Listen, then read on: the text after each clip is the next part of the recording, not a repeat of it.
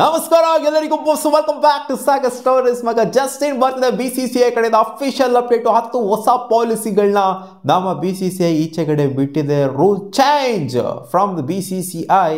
IPL ಆಗಿರ್ಬೋದು, ಜೊತೆಗೆ ಮೇಯ್ನಾಗೆ ಇಂಟರ್ನ್ಯಾಷನಲ್ ಕ್ರಿಕೆಟು ಇಂಡಿಯನ್ ಕ್ರಿಕೆಟ್ ಟೀಮಲ್ಲಿ ತೊಗೊಂಬಂದಿರೋಂಥ ಚೇಂಜಸ್ ಇದು. ಸೊ ಸ್ವಲ್ಪ ರೂಲ್ಸ್ಗಳ ಬಗ್ಗೆ ಆಲ್ರೆಡಿ ಡಿಸ್ಕಸ್ ಮಾಡಿದ್ದೀನಿ, ಮುಂಚೆನೇ ಬಂದಿತ್ತು ಅಪ್ಡೇಟ್ಸ್ಗಳು. ಬಟ್ ಇವಾಗ ಅಫಿಷಿಯಲಿ 10 ಹೊಸ ರೂಲ್ಸ್ಗಳನ್ನ BCCI ತೊಗೊಂಬಂದಿರೋಂಥದ್ದು. ಒಂದೊಂದೇ ರೂಲ್ಗಳ ಬಗ್ಗೆ ಡಿಸ್ಕಸ್ ಮಾಡೋಣ. ಅದಕ್ಕಿಂತ ಮುಂಚೆ ಬೇಗ ಚಾನಲ್ ಸಬ್ಸ್ಕ್ರೈಬ್ ಹಾಕೊಂಡ್ರೆ ಸಬ್ಸ್ಕ್ರೈಬ್ ಹಾಕೊಂಡು ಬೆಲ್ ಐಕನ್ ಕ್ಲಿಕ್ ಮಾಡ್ಕೊಂಡು ಹಂಗೆ ಒಂದೇ ಒಂದು ಲೈಕ್ ಗುದ್ದಿಲ್ಲ ಅಂದ್ರೆ ಗುದ್ಬಿಡಿ. ಮೊದಲನೇ ರೂಲ್ ಏನಮ್ಮ ಅಂತಂದರೆ domestic participation is compulsory. Domestic ಆಡಲೇಬೇಕು ಅಂತ ಗುರು. ನೀವು ಸೆಂಟ್ರಲ್ ಕಾಂಟ್ರಾಕ್ಟ್ ಲಿಸ್ಟಲ್ಲಿ ಇರಬೇಕು ಅಂತ ಅಂದರೆ, ನೀವು ಇಂಡಿಯಾಗೆ ಸೆಲೆಕ್ಷನ್ ಆಗಬೇಕು ಅಂತ ಅಂದರೆ ನೀನು ಡೊಮ್ಯಾಸ್ಟಿಕ್ ಕ್ರಿಕೆಟ್ನ ಆಡಲೇಬೇಕು ಗುರು. ನೋ ಮ್ಯಾಟರ್ ವಾಟ್, ನೀನು ಸೆಂಟ್ರಲ್ ಕಾಂಟ್ರಾಕ್ಟಲ್ಲಿ ಇದೆಯೋ ಇಲ್ವೋ ಅವೆಲ್ಲ ಮ್ಯಾಟ್ರಿಗೆ ಬರೋದಿಲ್ಲ. ನೀನು ಡೊಮ್ಯಾಸ್ಟಿಕ್ ಆಡಲೇಬೇಕು. ಫ್ರೀ ಟೈಮ್ ಇದ್ದಾಗ ನೀನು ಡೊಮ್ಯಾಸ್ಟಿಕ್ ಖಂಡಿತ ಆಡಲೇಬೇಕು. ನೀನು ಡೊಮ್ಯಾಸ್ಟಿಕ್ ಆಡಲ್ಲ, ಬರೀ ನಾನು ಇಂಟರ್ನ್ಯಾಷನಲ್ಸ್ನ ಆಡ್ತೀನಿ ಅನ್ನೋ ಥರ ಮೈಂಡ್ ಸೆಟ್ ಏನೋ ಬಂತು ಅಂತ ಅಂದರೆ ನಿನ್ನ ಸೆಲೆಕ್ಷನ್ನು ಕೂಡ ಆಗೋದಿಲ್ಲ ಅನ್ನೋ ಥರ ಸ್ಟ್ರಿಕ್ಟ್ ವಾರ್ನಿಂಗ್ ಅಲ್ಲ, ಇನ್ಫ್ಯಾಕ್ಟ್ ಇದು rule. Participation in domestic matches is mandatory to remain eligible for selection in the national team and for the central contract ಅಂತ ಬಂದಾಗ ಎಲ್ಲರಿಗೂ ಕೂಡ ಇದು ಅಪ್ಲಿಕೇಬಲು. ವಿರಾಟ್ ಕೊಹ್ಲಿ ಬೇರೆ ಅಲ್ಲ, ರೋಹಿತ್ ಶರ್ಮಾ ಬೇರೆ ಅಲ್ಲ, ಅಥವಾ ಇವಾಗ ಬರ್ತಾ ಇರೋಂಥ ಜೂನಿಯರ್ ಕ್ರಿಕೆಟರ್ಸ್ ಬೇರೆ ಅಲ್ಲ, ಎಲ್ಲರೂ ಕೂಡ ಒಂದೇನೇ. Participation in domestic cricket is compulsory ಅಂತೆ ಮಗ. ನೋಡೋಣ ಪಾರ್ಟಿಸಿಪೇಟ್. ಇವಾಗೇನೋ ರೂಲ್ ತಗೊಂಬಂದಿದ್ದಾರೆ, ಈ ಪಾರ್ಟಿಸಿಪೇಷನ್ ಆಗುತ್ತೋ ಆಗೋದಿಲ್ವೋ ಅಂತ ನಮಗೆ ಗೋಯಿಂಗ್ ಫಾರ್ವರ್ಡ್ ಗೊತ್ತಾಗುತ್ತೆ. ಇದು ಸುಮಾರು ಸಲ ಈ ಥರ ರೂಲ್ಗಳನ್ನ ತಗೊಂಬಂದಿರೋದು, ಅದು ಕೊಲ್ಟೆ ಆಗಿರೋದು ನೋಡಿದ್ವಿ ಬೇಜಾನ್ ಸಲ. ನೋಡೋಣ ಈ ಸಲ ಸೀರಿಯಸ್ ಆಗಿ ಫಾಲೋ ಮಾಡ್ತಾರೆ ರೂಲ್ನ ಅಂತ. ಎರಡನೇ rule, players will travel with team only. ನೀನು ಎತ್ತಿನ ಗಾಡೀಲಿ ಬರ್ತೀನಿ, ನಾನು ಲಾರಿಲಿ ಬರ್ತೀನಿ, ನಾನು ಬುಲೆಟಲ್ಲಿ ಬರ್ತೀನಿ, ನಾನು ಅದ್ರಲ್ಲಿ ಬರ್ತೀನಿ, ಇದ್ರಲ್ಲಿ ಬರ್ತೀನಿ, ಬೈಕಲ್ಲಿ ಕಾರಲ್ಲಿ ಬರ್ತೀನಿ, ಹಂಗೆ ಹಿಂಗೆ ಅಲ್ಲ ಅಂದರೆ ಆಗಲ್ಲಮ್ಮ. ನೀವೇನು ಸ್ಪೆಷಲ್ ಅಲ್ಲ, ಎಲ್ಲರೂ ಒಂದೇನೇ. ಇಲ್ಲಿ ಟೀಮ್ ಬಸ್ಸಲ್ಲೇ ಎಲ್ಲರೂ ಅಮಿಕೊಂಡು ಟ್ರಾವೆಲ್ ಮಾಡಬೇಕು. ಟೂರ್ ಮಾಡ್ತಾ ಇದ್ದಾಗ ಅಥವಾ ಸೀರೀಸಲ್ಲಿದ್ದಾಗ ಎಲ್ಲಿಂದನಾದ್ರು ಆಗಲಿ, ನೀನು ಸ್ಟೇಡಿಯಮ್ಮಿಂದ ಹೋಟ್ಲಿಗೆ ಹೋಗ್ಬೇಕಾದ್ರೂ ಅಷ್ಟೇ, ಹೋಟ್ಲಿಂದ ಇಲ್ಲಿಗೆ ಬರಬೇಕಾದ್ರೂ ಅಷ್ಟೇ, ಪ್ರಾಕ್ಟೀಸ್ಗೆ ಹೋಗ್ಬೇಕಾದ್ರೂ ಅಷ್ಟೇ ಟೀಮ್ ಬಸ್ಸಲ್ಲೇ ಟ್ರಾವೆಲ್ ಮಾಡಬೇಕು. ನೀನು ಎಲ್ಲೆಲ್ಲೋ ಹೋಗ್ಬಿಟ್ಟು ಹೆಂಗೆಂಗೋ ಅವತಾರಗಳೆಲ್ಲ ಆಡ್ಕೊಂಬರಂಗಿಲ್ಲ ಅನ್ನೋ ಥರ ಸೀರಿಯಸ್ ಆಗಿ ಒಂದು ರೂಲ್ನ ತಗೊಂಬಂದಿದ್ದಾರೆ. ನೋಡೋಣ ಇದು ಫಾಲೋ ಅಪ್ ಆಗೋದಿಲ್ವ ಅಂತ. And rule number 3, excess baggage limit reservation ಆಗಿ ಕೊಟ್ಬಿಡಿದ್ರಂತೆ. ಅದು ಶಾರ್ಟ್ ಟೂರು, ಲಾಂಗ್ ಟೂರು ಈ ಥರನೂ ಕೂಡ ಕೊಟ್ಟಿದ್ದಾರೆ. ಸೊ ಇನ್ ಕೇಸ್ ಏನಾದ್ರು ಮೋರ್ ದ್ಯಾನ್ 30 days ಟೂರ್ ಏನಾದ್ರು ಆಯಿತು ಅಂತಂದರೆ, ಇವಾಗ ವರ್ಲ್ಡ್ ಕಪ್ಸ್ನ ತೊಗೊಳ್ಳಿ ಅಥವಾ ದೊಡ್ಡ ಸೀರೀಸ್ಗಳನ್ನ ತೊಗೊಳ್ಳಿ, ಬೋರ್ಡರ್ ಗವಾಸ್ಕರ್ ಟ್ರೋಫಿ ಇಂಥ ಸೀರೀಸ್ಗಳೇನಾದ್ರು ಆಯಿತು ಅಂತ ಅಂದರೆ, ದೊಡ್ಡ ಸೀರೀಸ್ಗಳು 30 days ಆ್ಯಂಡ್ ಅಬೋವ್ ಏನಾದ್ರು ಆಯಿತು ಅಂದರೆ ಇವರ ಬ್ಯಾಗೇಜು ಕೆಪಾಸಿಟಿ ಎಷ್ಟಿರಬೇಕಂದ್ರೆ ಮ್ಯಾಕ್ಸಿಮಮ್ಮು 150 kgs ಇರಬೇಕಂತೆ. ಅದಾದಮೇಲೆ ಏನಾದರೂ ಇವಾಗ ಎಕ್ಸ್ಟ್ರಾ ಬ್ಯಾಗೇಜ್ಗಳನ್ನ ಕಳಿಸೋದು ಅಥವಾ ಎಕ್ಸ್ಟ್ರಾ ಅದು ಇದು ಎಲ್ಲ ಮಾಡೋದಂತಂದರೆ, ಎಕ್ಸ್ಟ್ರಾ ತೂಕನ ತಗೊಂಡೋಗ್ಬೇಕು ಅಂದರೆ ಇವರೇ ಪೇ ಮಾಡಬೇಕಂತೆ, ಪ್ಲೇಯರ್ಸ್ಗಳೇ ಪೇ ಮಾಡಬೇಕಂತೆ. ಏನು ಬ್ಯಾನ್ ಏನು ಮಾಡಿಲ್ಲ, ಒಟ್ಟಲ್ಲಿ ಪ್ಲೇಯರ್ಸ್ಗಳು ಪೇ ಮಾಡಬೇಕು ಅಂತ ಹೇಳಿದ್ರೆ ಅಷ್ಟೇ. ಆಮೇಲೆ ಅವೇ ಸೀರೀಸ್ಗಳು ಇನ್ ಕೇಸ್ ಏನಾದ್ರು 30 ದಿನಕ್ಕಿಂತ ಕಮ್ಮಿ ಇತ್ತು ಅಂತ ಅಂದಾಗ ಅವಾಗ ಇವರ ಬ್ಯಾಗೇಜ್ ಎಷ್ಟಿರಬೇಕು ಅಂತಂದರೆ ಮ್ಯಾಕ್ಸಿಮಮ್ 120 kgs ಇರಬೇಕಂತೆ. ಅದಕ್ಕಿಂತ ಎಕ್ಸೀಡ್ ಆಯಿತು ಅಂತಂದರೆ ಇವರೇ ಪೇ ಮಾಡಬೇಕಂತೆ. ಏನು ಇವೆಲ್ಲ ಚಿಲ್ಲರೆ ಕಾಸು ಆರಾಮಾಗಿ ಪೇ ಮಾಡ್ಬಿಟ್ಟು ತಗೊಂಡು ಹೋಗ್ತಾರೆ. 10 kg 20 kg ಎಕ್ಸ್ಟ್ರಾ ನಾರ್ಮಲ್ ಜನಗಳೇ ತಗೊಂಡು ಹೋಗ್ತಾರಂತೆ, ಎಕ್ಸ್ಟ್ರಾ ಪೇ ಮಾಡ್ಬಿಟ್ಟು. ಇವ್ರು ಕ್ರಿಕೆಟರ್ಸು ಏನು ದುಡ್ಗೇನು ಕಮ್ಮಿನ ಬರೋಣ, ಅವ್ರಿಗೆ ತಗೊಂಡು ಹೋಗ್ತಾರೆ, ಏನು ದೊಡ್ಡ ವಿಚಾರನಾ?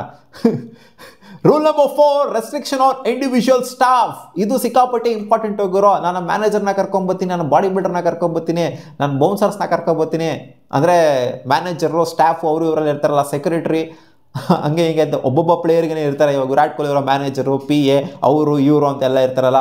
ಸೊ ಅಂಥವರೆಲ್ಲ ಹತ್ರ ಸೇರ್ಸಂಗೇನೆ ಇಲ್ಲ, ಅವರೆಲ್ಲ ಬ್ಯಾನ್ ಹೋಗೋರು. ನೀನು ಟೂರ್ ಮಾಡ್ತಿದ್ಯಾ ಅಂತಂದರೆ ಅವ್ರನ್ನೆಲ್ಲ ಕರ್ಕೊಂಬರಂಗೇನೆ ಇಲ್ಲ. ನೀನು ಎಂಥ ಪುಡಾಂಗ್ ಪ್ಲೇಯರ್ ಆದರೂ ಆಗಿರೋ, ಪಂಡ್ರ ಪ್ಲೇಯರ್ ಆದರೂ ಆಗಿರೋ, ನೀನು ಬೌನ್ಸರ್ಸ್ನ ಕರ್ಕೊಬರೋದು, ಅವ್ರನ್ನ ಕರ್ಕೊಬರೋದು, ಇವ್ರನ್ನ ಕರ್ಕೊಬರೋದು, ಇವೆಲ್ಲ ಅಲೋ ಮಾಡೋದಿಲ್ಲ. Restriction on individual staff on tours or series. Personal staffs are not allowed ಮಗ. ಪರ್ಸ್ನಲ್ ಆಗಿ ಒಬ್ಬೊಬ್ಬರಿಗೆ ಸ್ಟಾಫ್ಸ್ಗಳು ಇರ್ತಾರಲ್ಲ, ಅವರು ಅಲೌಡ್ ಇಲ್ವಂತೆ ಅಷ್ಟೇ. ಆಮೇಲೆ rule number 5, need to stay and play together. All players are required to stay for the entire duration of scheduled practice sessions and travel together and from the venue. So practice session ಒಂಥರ ಆಗ್ತಾ ಇದೆ ಅಂತ ಅಂದಮೇಲೆ, ನಾನು ಇಷ್ಟು ಮಾತ್ರ practice ಮಾಡ್ತೀನಿ, ನನಗೆ ಅಷ್ಟು ಜಾಸ್ತಿ ಪ್ರಾಕ್ಟೀಸ್ನ ಅಗತ್ಯತೆ ಇಲ್ಲ, ನಾನು ಇಷ್ಟೇ ಆಡೋದು ಪ್ರಾಕ್ಟೀಸು, ನನಗೆ ಗೊತ್ತು ನಾನು ಪಂಟ್ರು ಅಂತ, ನಾನು ಪುಡಾಂಗು, ನನಗೆ ಅಷ್ಟು ಎಕ್ಸ್ಪೀರಿಯನ್ಸ್ ಇದೆ, ನನಗೆ ಇಷ್ಟು ಎಕ್ಸ್ಪೀರಿಯನ್ಸ್ ಇದೆ. ಎಲ್ಲರೂ ಪ್ರಾಕ್ಟೀಸ್ ಮಾಡ್ತಾ ಇದ್ದಾರೆ ಅಂತಾರೆ, ಅಮ್ಮಿಕಂಡು ನೀನು ಕೂಡ ಪ್ರಾಕ್ಟೀಸ್ ಮಾಡಬೇಕು. ಇದು strict action, strict rule. Need to stay and practice together, play together, ಎಲ್ಲ ಟುಗೆದರೇ ಮಾಡಬೇಕು ಗುರು. ನೀನು ಒಬ್ಬೊಬ್ಬನೇ ಹೋಗ್ಬಿಟ್ಟು ಏನೇನೋ ಮಾಡ್ತೀಯ ಅಂದರೆ ಅದೆಲ್ಲ ಆಗೋದಿಲ್ಲ. ಅಂದರೆ ಎಕ್ಸ್ಟ್ರಾ ಪ್ರಾಕ್ಟೀಸ್ ಬೇಕಾದ್ರೆ ಮಾಡ್ಕೋಬೋದು, ಕಮ್ಮಿ ಪ್ರಾಕ್ಟೀಸ್ ಮಾಡೋಂಗಿಲ್ಲ. ಹಂಗೆ ನೋಡೋಕೆ ಹೋಯ್ತು ಅಂದರೆ ಆ ಥರ ರೂಲ್ ಇದು. ಕಮ್ಮಿ ಮಾಡೋಂಗಿಲ್ಲ, ಬೇಕಾದ್ರೆ ಜಾಸ್ತಿ ಮಾಡ್ಕೋಬೋದು. ಆ್ಯಂಡ್ 4ನೇ ರೂಲ್ ಏನು ಅಂತಂದರೆ, no personal shoots or endorsement. ಇದಂಗೆ ಅಂತಂದರೆ ಅದೇ ಆ್ಯಡ್ ಶೂಟು ಆ ಶೂಟು ಈ ಶೂಟು ಅಂದ್ಕೊಂಡು ಹೋಗ್ತಾರಲ್ಲ ಪ್ಲೇಯರ್ಸ್ಗಳು. ಇಲ್ಲಮ್ಮ ನನಗೆ ಆ್ಯಡ್ ಶೂಟ್ ಇದೆ, ಬರ್ತೀನಿ ಸೈಕಲ್ ಗ್ಯಾಪಲ್ಲಿ ಹೋಗ್ಬಿಟ್ಟು ಬರ್ತೀನಿ ರೀ ಅಂತ ಹೋಗ್ಬಿಟ್ಟು ಬರ್ತಾರಲ್ಲ ಸೀರೀಸ್ ನಡೀತಿರೋಂಥ ಟೈಮ್ ಅಥವಾ ಟೂರ್ನಮೆಂಟ್ ನಡೆಯೋಂಥ ಟೈಮಲ್ಲಿ. ಸೊ ಒಟ್ಟಲ್ಲಿ ಆ್ಯಕ್ಟಿವ್ ಆಗಿ ಆಡ್ತಾ ಇರೋಂಥ ಟೈಮಲ್ಲಿ ಸೀರೀಸ್ ಎಲ್ಲ ಟೂರ್ನಮೆಂಟಲ್ಲಿ ಇನ್ವಾಲ್ವ್ ಆಗಿರೋಂಥ ಟೈಮಲ್ಲಿ ಆ್ಯಡ್ ಶೂಟ್ಗೆ ಹೋಗುವಂಥದ್ದು. ಸೊ ಇವೆಲ್ಲ ಇವಾಗ ಬ್ಯಾನು ಅಂತ ಹೇಳಿದ್ದಾರೆ. ಸೊ ಇದೆಲ್ಲ ದೊಡ್ಡ ದೊಡ್ಡ ಸೆಲೆಬ್ರಿಟಿ ಕ್ರಿಕೆಟರ್ಸ್ಗಳಿಗೆ ಅಫೆಕ್ಟ್ ಆಗುತ್ತೆ. ಚಿಕ್ಕ ಚಿಕ್ಕ ಕ್ರಿಕೆಟರ್ಸ್ಗಳಿಗೆಲ್ಲ ಏನಿದು ಅಂಟೋದು ಕೂಡ ಇಲ್ಲ. ಯಾಕಂದರೆ ಆ್ಯಡ್ ಶೂಟ್ ಏನು ಎಲ್ಲರೂ ಏನು ಮಾಡಿಸೋದಿಲ್ಲ. ಹೋಗ್ಬಿಟ್ಟು ಆ್ಯಡ್ ಶೂಟ್ ಮಾಡಿ ಸಿಕ್ಕಾಪಟ್ಟೆ ದೊಡ್ಡ ಸೆಲೆಬ್ರಿಟಿ ಆಗಿದ್ರೆ ಹೆವಿ ವಿರಾಟ್ ಕೊಹ್ಲಿ ಅಂತವ್ರಿಗೋ, ರೋಹಿತ್ ಶರ್ಮಾ ಅಂತವ್ರಿಗೋ, ಹಾರ್ದಿಕ್ ಪಾಂಡ್ಯ ಇಂಥ ದೊಡ್ಡ ದೊಡ್ಡ ಕ್ರಿಕೆಟರ್ಸ್ಗಳಿಗೆ ಈ ಥರ ಮೊದಲ ಸೀರೀಸ್ ಮಧ್ಯೆ ಆ್ಯಡ್ ಶೂಟ್ ಮಾಡು, ಬರ್ರಿ ಗುರು ಬರ್ರಿ ಅಂತ ಕರೀತಾರೆ. ಎಲ್ಲರಿಗೂ ಎಲ್ಲಿ ಕರೀತಾರೆ. And rule number 7 family travel policy. ಇದು ಒಂಥರ ತಗೊಂಬಂದಿದ್ದಾರೆ ನೋಡಿ. 14 ದಿನ ಮಾತ್ರ ಅಂತೆ.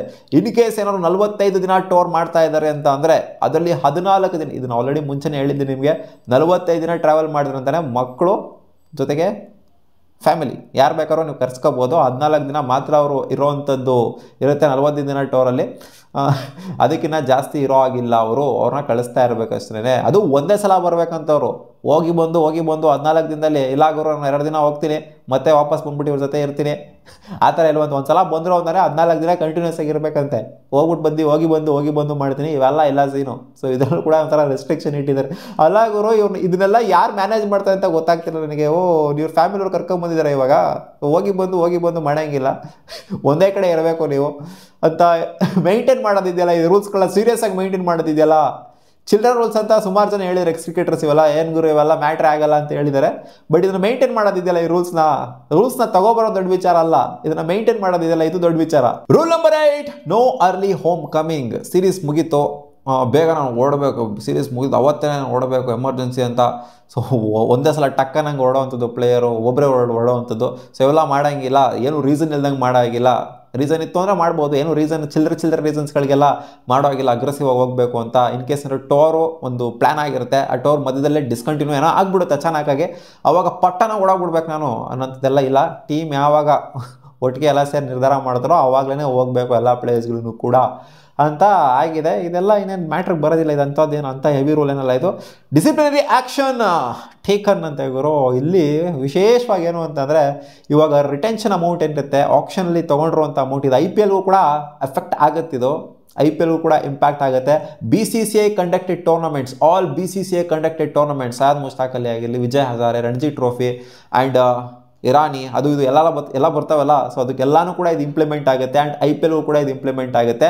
ಇನ್ ಕೇಸ್ ಏನಾದರೂ ಡಿಸಿಪ್ಲಿನರಿ ಆ್ಯಕ್ಷನ್ ತಗೋಬೇಕು ಅಂತ ಅಂದರೆ ಅದೇ ಲೆವೆಲ್ 1 ಅಫೆನ್ಸು, ಲೆವೆಲ್ 2 ಅಫೆನ್ಸು, ಆ ಅಫೆನ್ಸು ಈ ಅಫೆನ್ಸು ಮಾಡ್ತಾರಲ್ಲ, ಇಲ್ಲಿ ಮ್ಯಾಚ್ ಫೀಸ್ನ ಡಿಡಕ್ಟ್ ಮಾಡೋದ್ರ ಜೊತೆಗೆ 20% of the match fees fine ಹಾಕಿದ್ದಾರೆ, 50% of the match fees fine ಹಾಕಿದ್ದಾರೆ, ಎಲ್ಲ ಕೇಳಿದೆಲ್ಲ ನೀವು.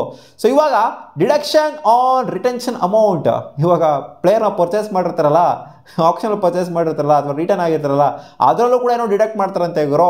ಸೊ ದುಡ್ಡಿಗೆ ಬಹಳ ಹೊಡೆತ ಬೀಳುವಂಥ ಸಾಧ್ಯತೆ ಇದೆ. ಆದ್ದರಿಂದ ಯಾರೋ ಪ್ಲೇಯರ್ಸ್ಗಳು ನಿಗ್ರಹಕ್ಕೆ ಹೋಗಲ್ಲ ಅಂತ ಅನ್ಕೊಂಡಿದ್ದೀನಿ, ಜಾಸ್ತಿ ನಿಗ್ರಹಕ್ಕೆ ಹೋಗೋದಿಲ್ಲ. Rule number 10 mandatory availability for official functions. BCCIನ ಅಫಿಷಿಯಲ್ ಫಂಕ್ಷನ್ಸು ಅಥವಾ BCCIನ ಅಫಿಷಿಯಲ್ ಆ್ಯಡ್ ಶೂಟು, ಆ ಶೂಟು ಈ ಶೂಟ್ ಏನಾದ್ರು ಇತ್ತು ಅಂತಾರೆ, ಇದಕ್ಕೆ ತಪ್ಪಿಸ್ಕೊಳ್ಳಾಗಿಲ್ಲ, ಯಾವುದೇ ಪ್ಲೇಯರು ಕೂಡ ತಪ್ಪಿಸ್ಕೊಳ್ಳಾಗಿಲ್ಲ ಅಂತ ಹೇಳಿದ್ದಾರೆ. ಅಂದರೆ BCCI ಒಂದೊಂದು ಟೈಮ್ ಅವಾರ್ಡ್ಸ್ ಫಂಕ್ಷನ್ ಆಗಲಿ, ಆ ಫಂಕ್ಷನ್ ಈ ಫಂಕ್ಷನ್ ಎಲ್ಲ ಆರ್ಗನೈಸ್ ಮಾಡ್ತಾರೆ. ಅಲ್ಲಿ ಕೆಲವು ಪ್ಲೇಯರ್ಸ್ಗಳು ಮಿಸ್ಔಟ್ ಆಗಿರ್ತಾರೆ, ಏನು ರೀಸನ್ ಇಲ್ದಂಗೆ ಬರದೇ ಇರೋಂಥರ ದಿಮಾಗ್ ತೋರಿಸ್ತಾ ಇರ್ತಾರೆ. ಸೊ ಅದನ್ನೆಲ್ಲ ಅಟೆಂಡ್ ಮಾಡಲೇಬೇಕು, ಮ್ಯಾಂಡೇಟರಿ. ರೀಸನ್ ಇತ್ತು ಅಂದರೆ, ಬಲವಾದ ಕಾರಣ ಇತ್ತು ಅಂದರೆ ಅವಾಗ ಒಪ್ಕೋತೀವಿ. ಸುಮ್ಮನೆ ಮಿಸ್ ಆಗುವಂಥದ್ದು, ದೌಲತ್ ತೋರಿಸುವಂಥದ್ದು ಇವೆಲ್ಲ ಮಾಡೋಂಗಿಲ್ಲ ಅಮ್ಮ ಅಂತ ಈ 10 ರೂಲ್ಗಳನ್ನ BCCI ತಗೊಂಬಂದಿದೆ. ಇದು ಯಾವ ರೇಂಜಿಗೆ ಫಾಲೋ ಅಪ್ ಆಗುತ್ತೆ ಅಂತ ನಮಗಂತೂ ಗೊತ್ತಿಲ್ಲ. ನೋಡೋಣ ಅದು ಯಾವ ರೇಂಜಿಗೆ ಇದು ಸೀರಿಯಸ್ ಆಗಿ ತಗೊಂತಾರೆ ಅಂತ ಈ ರೂಲ್ಸ್ಗಳನ್ನ ಅಂತ. ಏನಿಸಿದೆ ಕಾಮೆಂಟಲ್ಲಿ ಗುದ್ರಪ್ಪ. ಹಂಗೆ ಸಿಗೋಣ ಮುಂದಿನ ವಿಡಿಯೋದಲ್ಲಿ. ಬಾ.